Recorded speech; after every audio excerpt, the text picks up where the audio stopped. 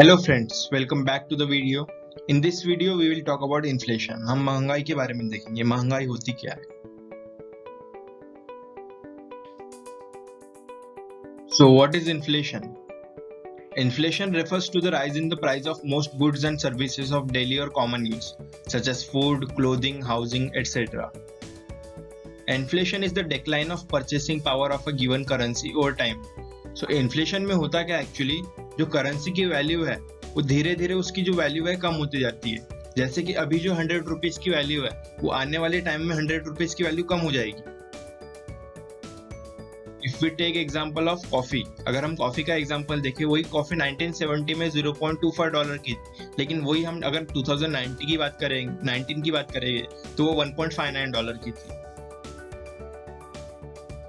अगर हम पेट्रोल और डीजल की बात करें तो 2018 में पेट्रोल था 74 और डीजल था 65, लेकिन वही 2019 में 74 से 75 हो गया और डीजल 65 से 67 हो गया। लेकिन वही 2019 से 2020 में पेट्रोल की वैल्यू हो गई 90 रुपीज एंड डीजल की वैल्यू हो गई 84, और वही 2021 में पेट्रोल की वैल्यू हुई 103 और डीजल की वैल्यू हुई 95। Effects of inflation. So inflation के इफेक्ट क्या क्या है? Inflation, the steady rise of price for good and services over period has many effect, good and bad. So इसके क्या है, अच्छे भी इफेक्ट है और बुरे भी इफेक्ट है। When inflation is high, the cost of living gets higher as well, which ultimately leads to the acceleration in economic growth. So इससे अगर इन्फ्लेशन हाई होगा तो इससे क्या होगा कि जो कॉस्ट ऑफ लिविंग है वो हाई हो जाएगी और सारी चीजों की कॉस्ट बढ़ जाएगी। उससे क्या होगा कि इकोनॉमिक ग्रोथ भी स्लो हो जाएगी। It also lowers the values of pension, saving and treasury notes. So इससे होगा क्या कि जो पेंशन की वैल्यू है वो कम हो जाएगी और जो रिटायरीज है, जो अपने रिटायरमेंट की सिर्फ पेंशन पे निर्भर है, उन लोगों को क्या होगा कि उनकी जो पेंशन तो उतनी ही रहेगी लेकिन जो कॉस्ट ऑफ लिविंग है वो बढ़ जाएगी। The price of things you buy every day rise faster than wages. With controlled lower inflation, employment increases, consumers have more money to buy goods and services and the economy benefits and grows. अगर controlled inflation होगा like 2% का, तो उससे क्या होगा कि employment भी बढ़ेगा, कंज्यूमर्स के पास पैसा होगा तो क्या गुड्स बाय कर सकते हैं और सर्विसेज अफोर्ड कर सकेंगे। Inflation versus interest rate. अगर हम इन्फ्लेशन की बात की जाए तो इसको भी हम परसेंटेज में देखते हैं और इंटरेस्ट रेट जो हमारे सेविंग बैंक में जो अकाउंट में इंटरेस्ट मिलता है उसकी बात कर रहे हैं हम। अगर हम 2015 में देखें तो जो इन्फ्लेशन रेट था वो 4.9, बैंक का इंटरेस्ट रेट था 4% था। वही हम 2021 में देखेंगे तो ये 5.1% का इन्फ्लेशन रेट चल रहा है अभी फिलहाल, और जो बैंक इंटरेस्ट रेट दे रहा है वो 2.7% का। अगर हमें देखना रहा, अगर वैल्यू ऑफ 100 रुपीज हमें जानना है फ्यूचर में कितनी होगी, अगर हम स्टेडी रेट देखिए इन्फ्लेशन का 6% का, तो 5 साल बाद वही 100 रुपीज की वैल्यू हो जाएगी 73, तो वो 30 ईयर्स बाद वही 100 रुपीज की वैल्यू होगी सिर्फ 15 रुपए। Causes of inflation, high demand and low production और सप्लाई ऑफ कमोडिटीज। अगर डिमांड हाई होगी और प्रोडक्शन लो होगा सो इससे इन्फ्लेशन होगा। Excess circulation of money leads to inflation as money loses its purchasing power. अगर मनी का सर्कुलेशन ज्यादा होगा तो उससे भी इन्फ्लेशन होगा। With people having more money, they tend to spend more, which causes increased demand. Cost push inflation. So that is increase in prices of the raw material, which result in the rise in the prices of final product. अगर हम example देखें petrol और diesel का, अगर crude oil, कच्चा तेल, अगर crude oil की वैल्यू प्राइस बढ़ रही है तो उससे इवेंचुअली क्या होगा कि पेट्रोल और डीजल की वैल्यू भी बढ़ेगी। Inflation is often referred to as the worst tax because its effect go unnoticed by most people. Hypothetically, earning 4% in a saving account while inflation grows at 7% make many feel 4% richer. In fact, they are 3% poorer. ये generally होता है लोगों के साथ। हमें क्या लगता है कि हम जो बैंक में पैसे रख रहे हैं उसमें 4% का इंटरेस्ट मिल रहा है, उससे हमें ऐसा लगता है कि 4% की हमारी अर्निंग हो रही है, लेकिन वो ऐसा नहीं है। जब इन्फ्लेशन ही 7% का है तो उससे क्या होगा कि जो हमारी वैल्यू है, हमारे पैसे की वैल्यू है वो 3% कम हो जाएगी। सो हम 3% पुअरर हो रहे हैं। So how can we save yourself from inflation? हम इन्फ्लेशन से कैसे बच सकते हैं? So first is investing in stocks or equity. Some of the best stocks to own during inflation would be companies that can increase their prices naturally during inflationary periods. ऐसी company जो अपने prices बढ़ाएगी inflation के साथ में। Next is investment in commodities.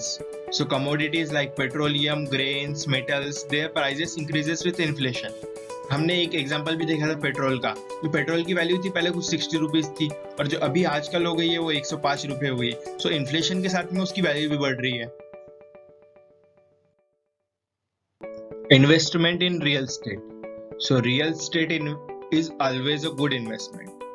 Real estate doesn't mean you buy a big house for yourself and paying EMIs for the next 30 years of your life. अभी real estate में invest करना इसका ये मतलब नहीं हुआ कि आप बैंक से लोन ले लेंगे और उसी की EMI नेक्स्ट 30 years तक भरते रहे। Real estate investment do not typically generate a return within several months or weeks. They require an extensive waiting period in order for values to increase. Next is cryptocurrency. Cryptocurrency like Bitcoin and Ethereum are the good options for investment.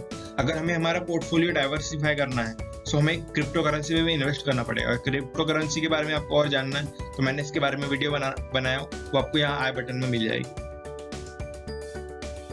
Next is mutual fund. A mutual fund is an open-end, professionally managed investment fund that pools money from many investors to purchase securities. So इसमें जो हमें return मिलेगा वो around 15 to 20% मिलेगा। Next is gold. So investing in gold doesn't mean purchasing gold jewelry. So अगर हमें gold में invest करना है तो इसका ये मतलब नहीं है कि हमें गोल्ड की ज्वेलरीज खरीदना है। हमें क्या करना है, हमें डिजिटल गोल्ड लेना है। Issued by the RBI, gold sovereign bonds are the safest way to purchase digital gold. Every bit of digital gold purchased by you is backed by 24 karat gold and linked to the real-time gold prices. Next is investment in yourself.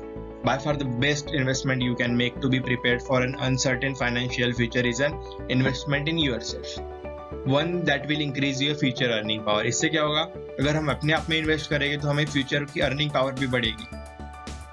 So how it begins? It begins with quality education and learning new skills and keeping your skills up to date. Is inflation bad for everyone? I would say no.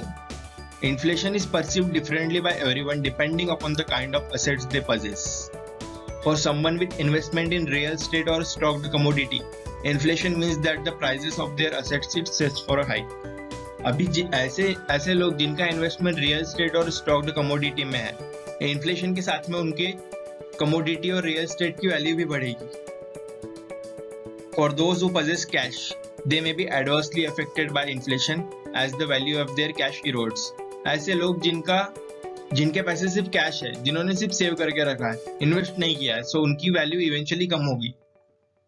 अगर हम losers और winners देखें inflation में, तो सेवर्स जो सिर्फ save करके रख रहे हैं, इन्वेस्ट नहीं कर रहे, तो उनको वो लूज कर रहे हैं इन्फ्लेशन में।